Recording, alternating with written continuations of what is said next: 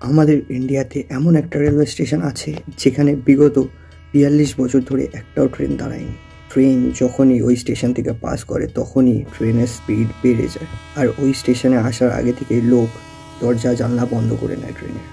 তো এমন এই স্টেশনে কি এমন ছিল যে বিগত ৪২ বছর ধরে এই স্টেশনটা বন্ধ রাখা হয়েছিল? তো গাইজ, এটা ওয়েস্ট বেঙ্গল থেকে ২৬০ কিলোমিটার দূরের পুরুলিয়া জেলার এখানে বেগুনগোদা নামের একটি গ্রাম আছে। সেখানে ১৯৬০ সালে একটি স্টেশন করা হয়, আর ১৯৬৬ দিয়ে ওখানে প্যারানর্মাল অ্যাক্টিভিটিস দেখা যায়। ওখানে স্টেশন মাস্টার একটা মেয়েকে ট্রেনের সাথে ট্রেনের স্পিডে দৌড়াতে দেখে।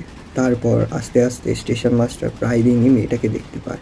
জানে না কোথা দিয়ে ওই মেয়েটা প্ল্যাটফর্মে আসে আর ট্রেনের সাথে পালিয়ে যায়, আর দেখে মনে হয় যে ট্রেনটাকে ধরার চেষ্টা করছে।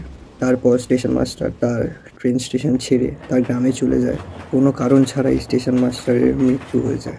তারপর যারা স্টেশনে কাজ করতো তারা আস্তে আস্তে স্টেশন ছেড়ে অন্য জায়গায় শিফট হতে লাগলো। প্ল্যাটফর্মটা চালানোর মতো আর স্টেশনে কেউ থাকলো না।